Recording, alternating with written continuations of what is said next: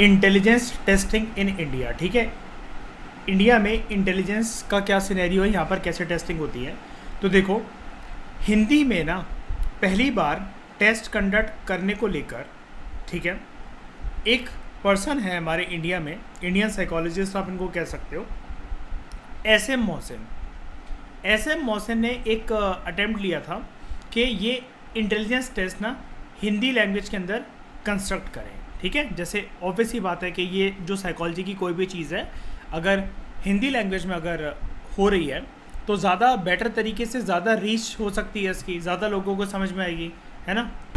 कि 1930s में इन्होंने ये वाले टेस्ट ऐसे हिंदी लैंग्वेज के अंदर डेवलप करे थे। उसके बाद ये 3-4 एग्जांपल्स आपको पेपर में लिखने को आ सकते हैं आप तो, क्योंकि पुराना वाला पैटर्न लौटा है। C.H. राइस, ये सारे साइकोलॉजिस्ट इंडिया के ही हैं। इन्होंने ये अटैम्प्ट करा था कि जो एल्फे बिने का जो टेस्ट था ना, रिवाइज कर लेना, तुम लोगों ने रिवीजन बड़े टाइम से करी नहीं होगी। एल्फे बिने का जो टेस्ट था ना, उसको C.H. राइस ने उर्दू लैंग्वेज और पंजाबी लैंग्वेज के अंदर डेवलप करा था। सेम टाइम पे महालानोबिस ने एल्फे बिने के टेस्ट को बंगाली के अंदर इंट्रोड्यूस करा था। अब महालानोबिस कौन है? हमारे देश में 5 ईयर प्लान होते हैं ना समक्ष कशिश इकोनॉमिक्स के अंदर, तो हमारे देश में जो सेकेंड 5 ईयर प्लान लेकर आए थे उन पर्सन का नाम था, वेरी फेमस इकोनॉमिस्ट और स्टैटिस्टिशियंस, मतलब जो स्टैटिस्टिक्स की स्टडी करते हैं, इनका पूरा नाम था पीसी महालानोबिस। पीसी महालानोबिस, प्रसन्ना चंद्र महालानोबिस। ये काफ़ी इंपॉर्टेंट आपके लिए फैक्ट हो सकता है कशिश, यूपीएससी के लिहाज से। ठीक है, हम जब सेकंड 5 ईयर प्लान पढ़ेंगे तो आज भी यूपीएससी इनके बारे में क्वेश्चन पूछता है। ठीक है, अटेम्प्ट्स ये भी करे गए थे कि बड़े सारे इंडियन रिसर्चर्स ने इंडिया में जो वेस्टर्न टेस्ट इंट्रोड्यूस हुए हैं, ध्यान से समझने की कोशिश करना, इंडिया में जो वेस्टर्न टेस्ट इंट्रोड्यूस हुए हैं उनके लिए इंडियन नॉर्म्स क्या होने चाहिए, इसको डेवलप करने की कोशिश करी। इंडियन नॉर्म्स मतलब क्या यार, एक बात बताओ, अब यूरोप में लोगों के पास काफ़ी ज़्यादा लिबर्टी रहती है, वहाँ पर फ्रैंक माहौल, एक एग्जांपल बता रहा हूँ मैं, एक फ्रैंक माहौल रहता है। ठीक है, वहाँ लोग आराम से कोई भी ड्रेसअप कर सकते हैं, वहाँ लोग बीचेस पे जाते हैं। ठीक है, कोई किसी पे ड्रेसिंग सेंस पे या किसी की लुक्स पे कोई कमेंटबाजी नहीं करता, ओपन लिबरल सोसाइटी है। कोई लिव इन रिलेशनशिप में चाहे मेल फीमेल रह रहे हो, चाहे गर्लफ्रेंड बॉयफ्रेंड रह रहे हो, चाहे ट्रांसजेंडर्स रह रहे हो, चाहे गे रह रहे हो, चाहे लेस्बियन रह रहे हो, वहाँ पर थोड़ी सी ओपन सोसाइटी है। अब अगर वहाँ पर इस प्रकार का टेस्ट है तो वो आप एक चीज़ मान सकते हो ना कि उधर के कल्चर के हिसाब से वो चीज़ डेवलप करी गई है। इंडिया में अगर ऐसे टेस्ट को इंट्रोड्यूस करना है तो थोड़ा सा इंडिया में हमें अलग तरीके से उसको इंट्रोड्यूस करना पड़ेगा ना। तो इस लाइन का ये मतलब है, ठीक है, समझ कशिश, कि इंडिया में इंडिया के नॉर्म्स, इंडियन नॉर्म्स इंट्रोड्यूस करे गए थे जब वेस्टर्न टेस्ट को इंट्रोड्यूस करा गया। अब जैसे कौन से एग्जांपल इसके वेस्टर्न टेस्ट के, RPM, ravens progressive matrices, WAIS, ठीक है, एलेक्जेंडर्स का पासलॉन्ग टेस्ट, क्यूब कंस्ट्रक्शन टेस्ट और कोस ब्लॉक टेस्ट, कोस ब्लॉक डिज़ाइन टेस्ट, ये कुछ नाम है इनके। ठीक है, उसके बाद लॉन्ग एंड मेहता नाम है पर्सन के। ठीक है, लॉन्ग और मेहता सरनेम से इनका नाम बता रखा है। ये दो ऐसे साइकोलॉजिस्ट थे, इंडियन साइकोलॉजिस्ट, जिन्होंने एक मेंटल मेजरमेंट हैंडबुक प्रिपेयर करी थी जिसके अंदर 103 टेस्ट थे इंटेलिजेंस के इंडिया के अंदर, और बड़ी सारी लैंग्वेजेस के अंदर इसको इंट्रोड्यूस करा गया था। जब से ये सारे टेस्ट इंट्रोड्यूस हुए हैं तब से लेकर अभी तक हम लोगों ने वेस्टर्न कल्चर के जो भी टेस्ट अपनाए हैं उसको थोड़ा सा इंडिया में लाके मोल्ड कर दिया इंडियन नॉर्म्स के हिसाब से।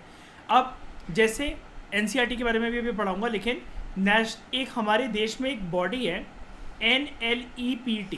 क्या है NLEPT? National library of educational and psychological test. National library of educational and psychological test, जो कि फंक्शन करती है NCERT पर, national council of educational research and training. यहाँ पर जो ये लाइब्रेरी वाली जो मैंने इंस्टीट्यूट बताया, NCERT के बिहाफ, मतलब NCERT के लिए बड़े सारे इंडियन टेस्ट यहाँ पर डिज़ाइन करे गए, मतलब जो NCERT में टेस्ट पुट करे जाते हैं वो इस लाइब्रेरी ने करा। और यहाँ पर बड़े सारे हमें जो ये NLEPT के बारे में मैंने जो पढ़ाया, बड़ी सारी इसने हैंडबुक्स भी इंट्रोड्यूस करी हैं इंटेलिजेंस की फील्ड में, एप्टीट्यूड की फील्ड में, पर्सनैलिटी, एटीट्यूड और इंटरेस्ट। ठीक है, अब बड़े सारे जो टेस्ट इंडिया में पॉपुलर हैं उनमें से एक जो फेमस टेस्ट जो पॉपुलर है वो है Bhatia's battery test. Bhatia's battery performance है, मतलब परफॉर्मेंस जैसे होता है ना वर्बल, नॉन वर्बल और परफॉर्मेंस टेस्ट। तो भाटियाज बैटरी एक परफॉर्मेंस टेस्ट है, ये याद रखना, ये फैक्ट आ सकता है कि भाटियाज बैटरी है क्या। टेस्ट के नाम है देखो, अब मैं जानता हूँ कि अभी आपको समझ में नहीं आएंगे, लेकिन ये साइकोलॉजी ऑनर्स तो करनी ही नहीं है वैसे भी, तो ये छोड़ो इसको, ये सिर्फ नाम है। एक बात मैं बता देता हूँ, इंटेलिजेंस टेस्टिंग इन इंडिया, सिर्फ ये वाला जो टॉपिक दिख रहा है ना आपको, आज तक सीबीएसई में इसके ऊपर कभी क्वेश्चन नहीं आया, कभी भी नहीं आया। स्कूल में मिड टर्म वगैरह में देते हैं, लेकिन ये जो टेबल है ना, इससे मोस्ट प्रोबेबली क्वेश्चन बन सकता है। कैसे? जैसे आपको वो ये बोल सकते हैं एग्जाम के अंदर कि कोई भी 2 या फिर 4 या 3 एग्जाम्पल दो वर्बल टेस्ट के और परफॉर्मेंस टेस्ट के, ठीक है। या फिर ये भी आ सकता है, कभी कभार सीबीएसई क्रूएल हो सकता है, इस साल से हो सकता है, जैसे सारी चीज़ें, सारे एग्जाम्स जो है इंडिया के क्रूएल होते जा रहे हैं, सीबीएसई भी क्रूएल वे में अगर आप पूछे तो ये भी पूछ सकता है कि वो टेस्ट के नाम तो आपको दे देगा, आप वर्बल परफॉर्मेंस करके गए हो, लेकिन आपको वो राइट पर्सन पता होना चाहिए कि ये टेस्ट है किसका। तो भाई ये जो टेबल है ना यार, आज के दिन ना इस पूरे के पूरे पेज को, जितने भी टेस्ट किसने कौन से इंट्रोड्यूस करे, इसको याद कर लेना, ठीक है। आ सकता है ये, जैसे मैं पहले वर्बल टेस्ट कवर करते हैं। CIE verbal group of intelligence test, इसको डेवलप करा उदय शंकर ने। Group test of mental general ability S Jalota, ठीक है। Group test of intelligence by Prayag Mehta. Bihar test of intelligence SM Mohsin. Group test of intelligence by bureau of psychology Allahabad. Indian adaptation of Stanford Binet test 3rd edition by SK Kulshreshtha. Test of general mental ability Hindi के अंदर MC Joshi ने। फिर performance test अगर आपको आए तो CIE non verbal test, जैसे यहाँ पर था ना वर्बल टेस्ट, तो ये CIE non verbal test of intelligence. Bhatia's battery test. Draw a man test by Pramila Pathak. और लास्ट है adaptation of Wechsler adult performance intelligence scale by R Ramalinga Swamy. ये याद रखना, इस पेज के ऊपर कल तुम दोनों का टेस्ट होगा, ये सारे के सारे, ठीक है। साइकोलॉजिस्ट जो भी होगा, मैं इसमें कोई डिले नहीं करना चाहता, तो ये पूरा का पूरा आपका टेस्ट होगा उसका, ठीक है। अब आगे बात करें कल्चर एंड इंटेलिजेंस, यहाँ से क्वेश्चन आ सकता है, लेकिन अगेन इधर से भी क्वेश्चन नहीं आया है, ठीक है। तो आगे culture and intelligence, major characteristics intelligence की ये होती है कि इंटेलिजेंस का कंसेप्ट एक इंडिविजुअल को हेल्प करता है कि वो अपने एनवायरनमेंट से किस तरीके से अडेप्ट हो सकता है ना, ये हमने पढ़ा था। जो कल्चरल एनवायरनमेंट होता है एक पर्सन का या किसी का भी, वो हमें हेल्प करता है कि हमारा इंटेलिजेंस कैसे माहौल में डेवलप हो सकता है। कल्चरल एनवायरनमेंट समझ रहे हो ना, मतलब मेरा माहौल, मेरी परवरिश, जिसमें जिस हिसाब से मेरा कल्चर है, उस हिसाब से इंटेलिजेंस की बातें। अब जैसे किसके घर में अगर हुक्की और दारू उड़ाई जाती हैं, दिन भर पार्टी कर रहे हैं माँ बाप, मतलब, और घूम रहे हैं, नाइट आउट कर रहे हैं, तो बच्चों से क्या एक्सपेक्ट करते हो कि फर्स्ट स्टैंडर्ड में IAS बन जाएंगे या रैंक वन ले आएंगे। और जहाँ पर पढ़ाई लिखाई का माहौल है या कुछ भी है, और मतलब माँ बाप ने बच्चों को बचपन से उस फील्ड में सिखा रखा है, कदर सिखा रखी है, तो वो वैसे बनेंगे। पढ़ाई लिखाई की बातें भी छोड़ दो, जैसे किसी के परिवार का एक फिनोमिना होता है। मैंने एक कल्चर में एक बात बताई थी ना कशिश आपको, घराना का कंसेप्ट है ना, कि ये यूपी का कुछ घराने होते हैं, कुछ वो होते हैं, जिसमें मतलब उनके दादा भी वो भारत रत्न अवार्डी थे उस सिंगिंग कला में, फिर उनका बेटा भी हुआ, फिर ये पोतों को भी उसी में डाला। तो ये एक डांसिंग प्रक्रिया या फिर कुछ गाने, म्यूज़िक वगैरह की कोई भी चीज़, फूड हैबिट, कस्टम्स वगैरह। अब नॉनवेज अगर तुमने खाया है तो तुम अपने बच्चों को भी बोल रहे हो खाने के लिए, तुम खानदान में किसी ने नहीं खाया तो तुम अपने बच्चों को भी नहीं खाने दे रहे हो। बचपन से उनको ये सिखा रहे हो, बेटा फ़िश मत खाना, चिकन मत खाना, ये मार के बनाया जाता है तेरे दुख से और वो करके, तो मतलब आप उनको छुड़वाने की कोशिश कर रहे हो। कहने का मतलब ये है, आपका जो भी कल्चरल एनवायरनमेंट होता है उस हिसाब से आपकी इंटेलिजेंस शेप होती है। अब सबसे इंपॉर्टेंट फैक्ट जो कि CBSE में पूछा जा सकता है, वाइगॉट्स्की एक रशियन साइकोलॉजिस्ट था, जिसने आर्ग्यू करा था कि हमारा जो कल्चर होता है ना, वो हमें एक सोशल कंटेक्स्ट प्रोवाइड करता है, जिसमें हम बड़े होते हैं, रहते हैं, अपनी दुनिया को आसपास हम समझते हैं। मतलब कल्चर ही हमारी अंडरस्टैंडिंग डेवलप करवाता है समाज को लेकर। जैसे अगर आपके आसपास कल्चर में लोग सीधे साधे से और वो हैं, तो दिल्ली जैसे लोग आपका अच्छे से काट के चले जाएंगे, है ना, ट्यूबलाइट ही रहोगे आप उनके सामने। और जो दिल्ली जैसे कल्चर का वो आदमी है, जैसे दिल्ली के आदमी पर ना कोई बाहर का स्टेट वाला ट्रस्ट नहीं करता कि दिल्ली का आदमी सबसे गद्दार है, एंड आई एग्री, ठीक है। तो जिस हिसाब से आपका कल्चर होता है, आपकी उस हिसाब से अंडरस्टैंडिंग, सोच वगैरह सारी डेवलप हो जाती है। अब अगर आप बिहार के हो तो जनरली कोई एज्यूम कर सकते हैं कि आप पढ़ाई में बहुत अच्छे हो गए, मेहनती बहुत हो गए, आप में IAS IPS बनने वाली पोटेंशियल होगी, ठीक है। आप पहाड़ी हो तो आप में स्टेमिना बहुत होगा, पहाड़ ऊपर नीचे इतना उतर लेते होगे तो ऑक्सीजन कैपेसिटी बहुत होगी। तो समझ गए ना मैं क्या बोलना चाहता हूँ। अब देखो यहाँ पर ना दो चीज़ों का कंपैरिजन होगा, एक लीस्ट डेवलप सोसाइटीज़ का, एक हाईली डेवलप सोसाइटीज़ का। आप इसको ऐसा मान सकते हो काइंड ऑफ, हमने कोल्ड वॉर में वो पढ़ा था ना LDC, लीस्ट डेवलप कंट्रीज़ और वेस्टर्न कंट्रीज़ और यूरोपियन कंट्रीज़ जो कि हाईली डेवलप्ड है। तो देखो यहाँ पर वर्ड यूज़ करा गया है ऐसी जो मतलब कंट्रीज़ जो थोड़ी सी मतलब डेवलपिंग स्टेज पर है या फिर पुअर है, जो लेस टेक्नोलॉजिकली डेवलप्ड सोसाइटीज़ होती हैं, ठीक है, जो लेस टेक्नोलॉजिकली डेवलप सोसाइटीज़ होती है यहाँ पर, जहाँ पर मतलब टेक्नोलॉजी की पेनिट्रेशन वगैरह इतनी ज़्यादा नहीं है, तो वहाँ पर सोशल और इमोशनल स्किल्स जो होते हैं उनको काफ़ी ज़्यादा वैल्यू करा जाता है। मतलब लोग आज भी वहाँ पर डिजिटल दुनिया ना बिताकर ऐसी सोसाइटीज़ में लोग ज़्यादा से ज़्यादा आपस में एक दूसरे से घुलना मिलना, अपना रोने के लिए कंधा शेयर करना, क्या है ना, किसी को गले लगाना, अपनी बातें सुनाना, प्यार मोहब्बत से रहना, मन में कोई पशुपेश ना रखना कि भाई उससे नफरत कर रहे हैं, सामने बैठा है फिर भी इल बोल रहे हैं। मतलब लोग अपने आप को मतलब जैसे कहते हैं ना कि लेट गो कर दिया मैंने अपने आप को लोगों पे, कि भाई लोग अगर मेरे सपोर्ट में है, आई एम बीइंग मतलब मैं एक्सट्रोवर्ट हूँ, और जब तक लोग मतलब मेरे आसपास हों तो मेरे को अच्छा फील होता है, मुझे डिप्रेशन नहीं होता। जबकि जो टेक्नोलॉजिकली एडवांस सोसाइटीज़ होती हैं, जो वेस्टर्न कंट्रीज़ होती हैं, कहने का मतलब, ठीक है, यहाँ पर दो वर्ड आपको यही यूज़ करने हैं, वेस्टर्न और वो यूज़ मत करना, क्योंकि साइकोलॉजी में यही बोला जाता है, ठीक है। समझ गए ना कशिश मैं क्या बताना चाह रहा हूँ, इसको लिखते चलना सब कुछ, ठीक है। तो जो टेक्नोलॉजिकली एडवांस सोसाइटीज़ होती हैं वहाँ पर ऐसा देखा जाता है कि पर्सनल अचीवमेंट पर्सन की बहुत इंपॉर्टेंट होती है, उसकी एबिलिटीज़ में उसकी झलक होनी चाहिए, वो किस हिसाब से रीज़न करता है, उसकी वो जजमेंट क्या देता है, वो रिप्रेजेंट करता है उसकी इंटेलिजेंस को। कहने का मतलब ये टोटल तरीके से पर्सन यहाँ पर वैल्यू तभी होगी उसकी जब वो कैपिटलिस्ट आइडियोलॉजी का हो, अपना फ़ायदा देख रहा हो, अपनी प्रोग्रेस देख रहा हो, बहुत मिलियनर और वो बन गया हो। जबकि हमने क्या पढ़ा, लेस टेक्नोलॉजिकली एडवांस सोसाइटीज़ में हमें हर किसी का देखकर चलना है, ना कि सिर्फ अपना देखकर चलना है। जबकि टेक्नोलॉजिकली एडवांस सोसाइटीज़ में कीवर्ड देखो यहाँ पर क्या है, फोकस करा जाता है पर्सनल अचीवमेंट पर, जबकि वहाँ पर किस पे फोकस करा जाता था, वर्ड देखो सोशल पर, पूरी सोसाइटी को साथ में लेकर चलना है, आपकी प्रोग्रेस समाज की प्रोग्रेस है। जबकि टेक्नोलॉजिकली एडवांस सोसाइटीज़ में, वेस्टर्न कंट्रीज़ में आप सिर्फ अपना अपना देख रहे हो। यही चीज़ होती है ना, गलत तो नहीं बोल रहा ना राइटर, ये यही है ना। जैसे हमने जब USSR और उसका वो पढ़ा था, जब डिफरेंस पढ़ा था सेकंड चैप्टर में, डिसइंटीग्रेशन ऑफ USSR में, तो हमने ये चीज़ पढ़ी थी ना कि दोनों कंट्रीज में से USSR ही तो ये सब सब्सिडी वगैरह और ये जो प्रोग्राम्स देता था, kind of free education, old pension, old age pension, free meal, है ना, फ्री एजुकेशन, ये USA का कभी हमने सुना था क्या उस चैप्टर में कि USA करता हो? नहीं करता था, ठीक है। तो वो कह रहा है आपने पहले देखा होगा कि कल्चर क्या होता है, तो कल्चर की डेफिनेशन यहाँ से आप लिख लेना कि व्हाट इज़ कल्चर, अगर क्वेश्चन है तो ये इटैलिक्स में करके दे रखा है। कल्चर होता क्या है, ध्यान से समझना। कल्चर ना एक कलेक्टिव सिस्टम होता है। ऑब्वियसली बात है, मेरे कल्चर में मैं सिर्फ अकेला नहीं कह सकता कि दीपांग दुबे ने मिलकर एक कल्चर बनाया है, नहीं।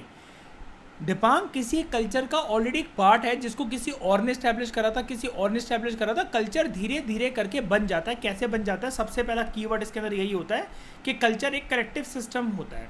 किस चीज़ का कलेक्टिव सिस्टम भाई, मतलब ये जो भसड़ है इसमें कलेक्टिव सिस्टम मतलब 4, 5, 10, 15, 500, 5000 इतने लोग तो होंगे। किस चीज़ का collective system? Collective system customs का, रीति रिवाजों का, परंपराओं का, सोच का, एटीट्यूड का, अचीवमेंट का, जो कि जर्नली रिफ्लेक्ट ऐसे होता है दो चीज़ों के अंदर कि कल्चर देखने को मिलता है उस पर्टिकुलर कलेक्टिव लोगों के सोच, बिलीफ, प्रथाएं, रीति रिवाज, संस्कार, आर्ट में और लिटरेचर में। अब आप कहोगे आर्ट में और लिटरेचर में मतलब, यार आर्ट यहाँ पर कोई मतलब ड्राइंग और उससे मतलब नहीं है, और लिटरेचर का मतलब कोई बुक रीडिंग नहीं है। आर्ट और लिटरेचर का मतलब ये मतलब है कि यार हम जो मतलब एक पर्टिकुलर कल्चर के जो लोग हैं वो उस चीज़ को माने। जैसे लिटरेचर इन द सेंस, भाई बंगाल में जो बंगाली रह रहे हैं सारे के सारे हिंदू तो नहीं है, मुसलमान बंगाली भी होते हैं। जैसे आपने सुल्तान देखी होगी, भाई जाट है कोई, अब कोई जनरली कोई पर्सन ये कहेगा कि कोई जाट है वो हिंदू है, लेकिन वो तो मुसलमान जाट होता है, मुसलमान जाट भाषा होती है ना उसकी, सलमान खान की। तो उसके अंदर यहाँ पर ना कॉमन आर्ट एंड लिटरेचर बड़े सारे लोगों का होना चाहिए जिसको वो प्रेज करते हो, अपनी ज़िंदगी में अहमियत देते हो। जैसे अगर आप दुबई गए हो, आप वहाँ पर सुपर फ्रस्ट्रेटेड हो, आप हो बंगाली या फिर आप मद्रासी हो, वहाँ पर आपको आपकी लैंग्वेज से कनेक्ट करने वाला कोई पर्सन मिल जाए तो आप कनेक्ट नहीं कर पाओगे, यार ये तो मेरे कल्चर का पर्सन है। और एक सेटिस्फैक्शन और एक मेंटल साइकोलॉजिकल सेटिस्फैक्शन एक फील होती है जब हमें कोई ऐसा मिल जाता है। समझ रहे हो ना? आप जैसे पहाड़ों पे गए, कशिश है ना, वहाँ पर आप परेशान हो रहे हो, रास्ते वगैरह खो गए या फिर आप मतलब कहीं पर भी गए मतलब, और वहाँ पर आपको एक गाड़ी दिख गई डीएल की, तो थोड़ा सा मेंटल सेटिस्फेक्शन मिलता है ना, इनके पीछे पीछे गाड़ी लगा लो भाई, ये भी दिल्ली तक जा रहे होंगे, डीएल की गाड़ी है। आप उनसे पूछ भी सकते हो आराम से, भाई साहब आप दिल्ली से ज़रा मुझे दिल्ली तक जा रहे तो हम आपके पीछे पीछे आ जाते हैं। तो लगाई हुई ना कभी ऐसी गाड़ी, कभी तो करा होगा जैसे जब जाते हो अंधेरे वंधेरे में, कभी कोहरा वगैरह ज़्यादा हो जाता है, रास्ता नहीं मिल रहा होता, तो हेल्प लेते हो ना। और सोने पे सुहागा तब हो जाता है जब हमें अपनी जान पहचान मनपसंद का कोई कुछ मिल जाता है।